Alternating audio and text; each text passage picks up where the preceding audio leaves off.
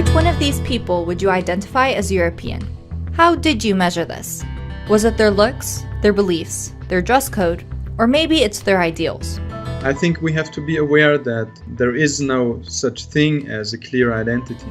In many European societies, still there is this notion of the European versus the non-European, and that has a long history. The way that I like to think that what make us Europeans is that basically after so many centuries about being at war with each other, we finally found a way to make peace and respect each other. According to Dagmar Myslinska, a teacher at the London School of Economics and Political Science, there's a very clear hierarchy of whiteness and belonging when it comes to Europe, driven by Western European nations.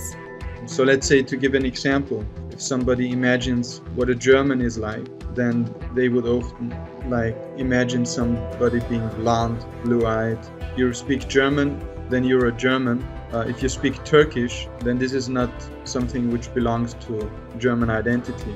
Even though leaders within the continent agreed to join the European Union project with the idea of a singular identity, many people struggle to abandon their core feeling of national identity. During the peak of the refugee crisis, German Chancellor Angela Merkel's open border policy once gave her the title the leader of the free world. But as anti-immigration rhetoric increased, her fame plummeted. And other European leaders, led mainly by Hungary's Viktor Orban, rose to power, giving birth to a new wave of nationalist and right-wing parties. The main rhetoric is based heavily on national identity, Christian identity, and culture. Now, Europe's long history of anti-Semitism is back on the rise, along with anti-Muslim sentiments. So after the annihilation of 6 million Jews and the official end of the Holocaust and the official end of, they would say, was anti-Semitism, there was this idea that there is no racism anymore, right? And this, at the very same time, complicated the issue very much because racism and the very narrow understanding of national identity was still there.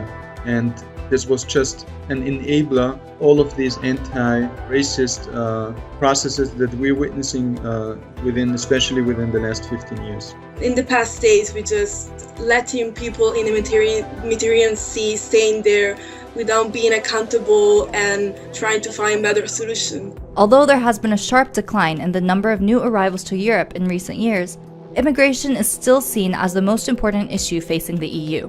Generally speaking, I would say the idea of a European project has a lot of very progressive aspects, but at the very same time, as we can see, especially with the far right, can also be turned into a very exclusionary project. And I think that's really the question which we are standing in front of.